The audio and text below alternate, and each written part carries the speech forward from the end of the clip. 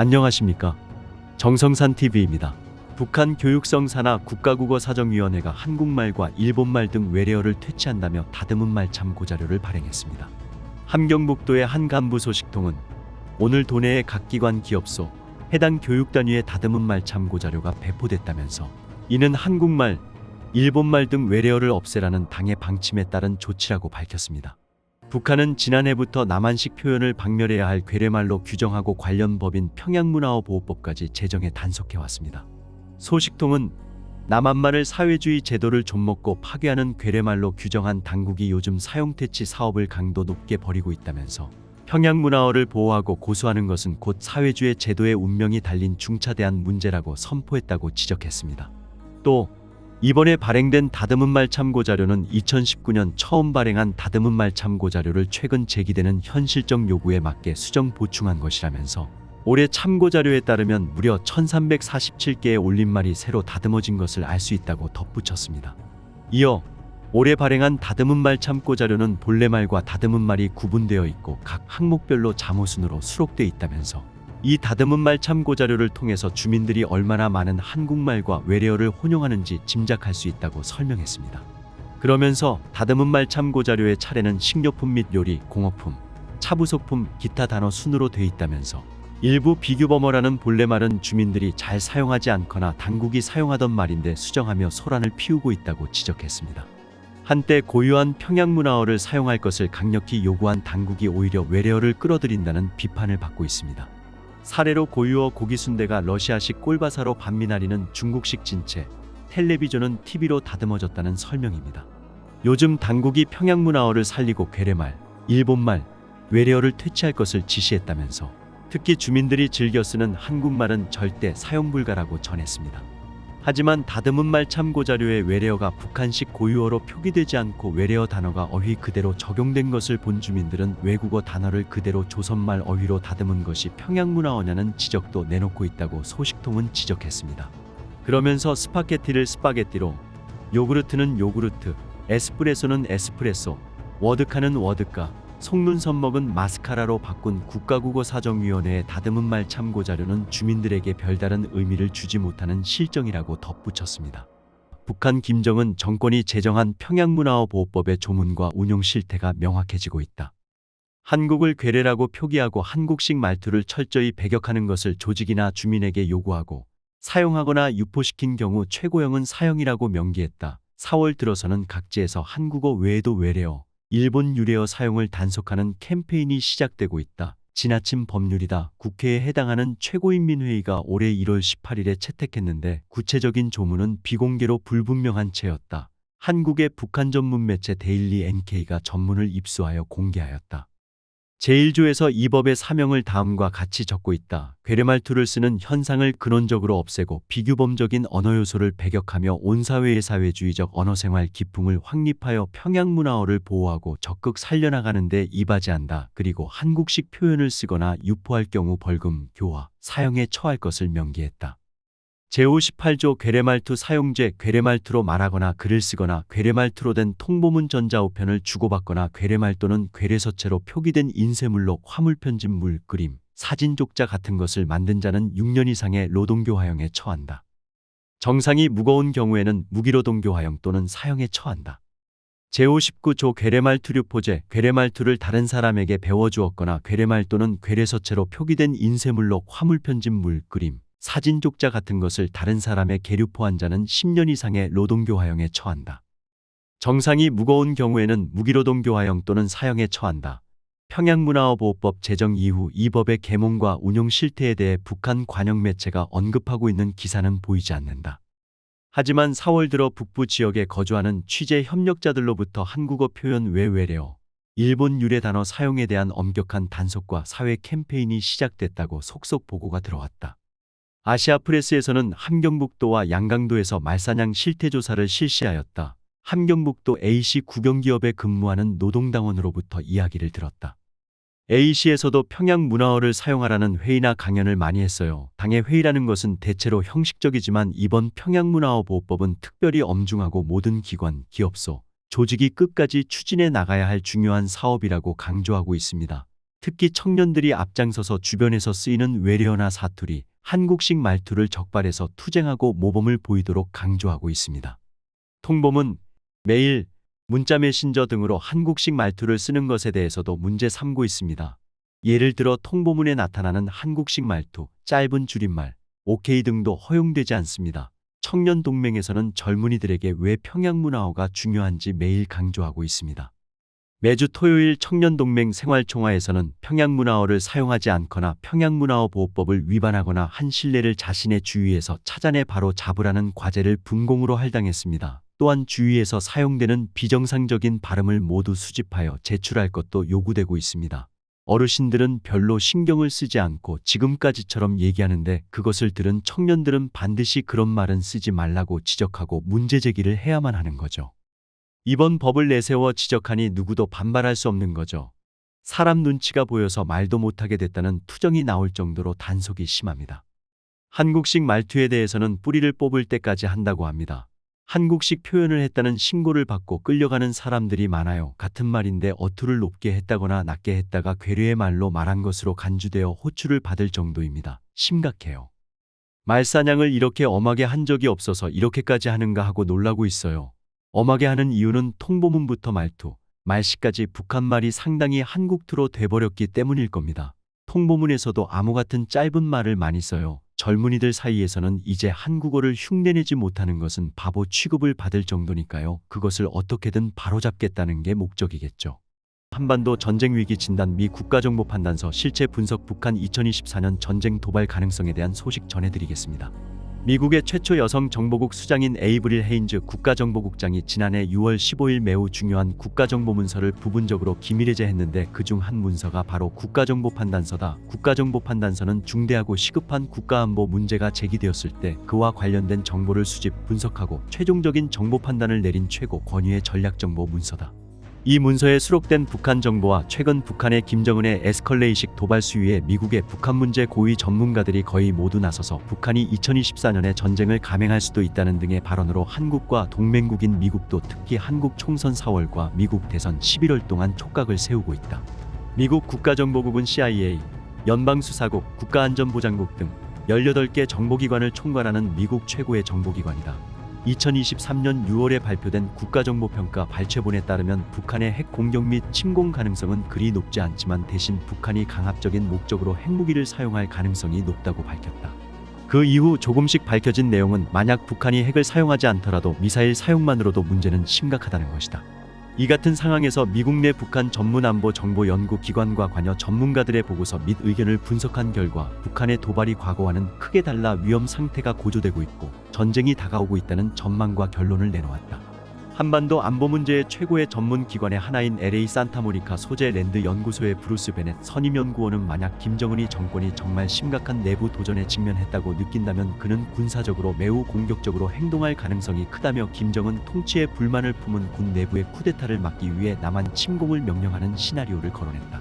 그는 지난 1월 18일 기고문을 통해 2023년 말 한국 국가정보원은 북한이 2024년에 예상치 못한 군사 및 사이버 도발을 감행할 가능성이 있다고 경고했다.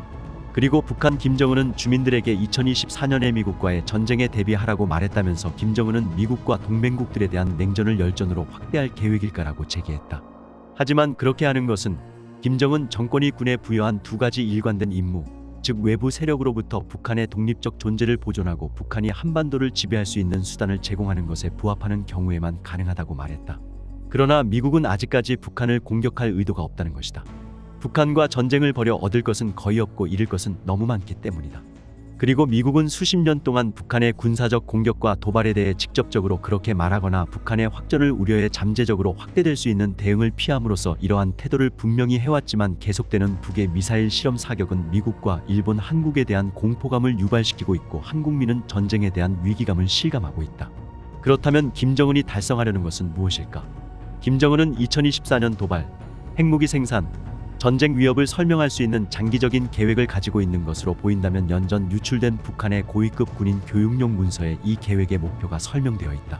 거기에는 경의하는 최고사령관 동지께서는 핵무기로 세계를 지배하고 미국이 수십 년간 우리 인민을 괴롭힌 데 대해 사과하고 배상하게 할 것이며 세계의 강대국 질서가 미국이 아닌 주체 조선에 의해 재편될 것임을 전 세계에 선포할 것이다 라고 적혀 있었다.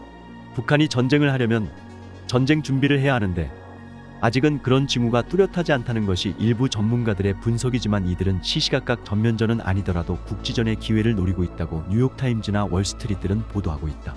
미국 국가정보개통에서 40여 년간 베텔랑 전문가인 시드 사일러 전 미국 국가정보국 산하 국가정보위원회 북한 담당관은 북한이 작년 말 제8기 제9차 전원회의 확대회의 이후 내부 경제 문제에 매우 집중하는 점에 주목했다. 사일러 전 북한 담당관은 이것은 전쟁을 준비하는 국가가 할 행동이나 우선순위가 아니다. 우리가 유달리 더 위험한 상황에 처했다는 결론을 내릴 만한 이유나 증거가 없다고 말했다. 패트릭 크로닌 허드슨 연구소 아시아태평양 안보석자도 북한은 무기를 비축하는 대신 러시아에 보내고 있고 경제 계획을 이야기하고 있다며 대부분 증거는 북한이 전쟁을 준비하지 않고 있음을 시사한다고 주장하면서도 무력 충돌에 대한 경고 메시지를 보내고 있다. 앤드루 여 브루킹스 연구소 동아시아정책연구센터 한국석자도 아직 그 정도는 아닌 것 같다. 북한이 남한의 대응을 유도하려고 도발을 시도하고 그 과정에서 어떤 오판에 따른 충돌이 일어날 수 있지만 언제든 전쟁이 일어날 상황은 아니라고 본다고 밝히면서도 누구도 예측할 수 없는 일이라며 우려감을 나타내고 있다.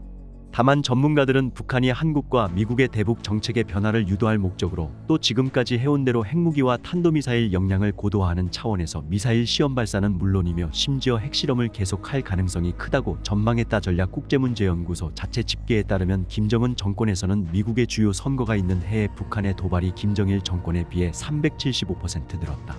한반도 안보 문제에서 가장 탁월하다는 전문가의 하나인 한국계 빅터 차 CSIS 한국 석자는 지금이 선거철인데다 한미가 통상 2, 3월에 하는 연합훈련에 북한이 반발할 것을 생각하면 올해 1분기 상황이 특히 나쁠 것이라며 북한은 핵무기와 투발수단을 완성하려고 하고 있으며 그 무엇도 이를 막을 수 없다고 우려했다. 하지만 그는 5가지 이유 때문에 미국이나 한국 정부가 전쟁을 믿기에는 너무 이르다고 지적했다. 첫째, 전면전까지 가지 않고도 김정은이 할 만한 도발의 단계가 많다. 국경지대나 한반도 주변 해역에서의 재래식 도발이 포함될 수 있다.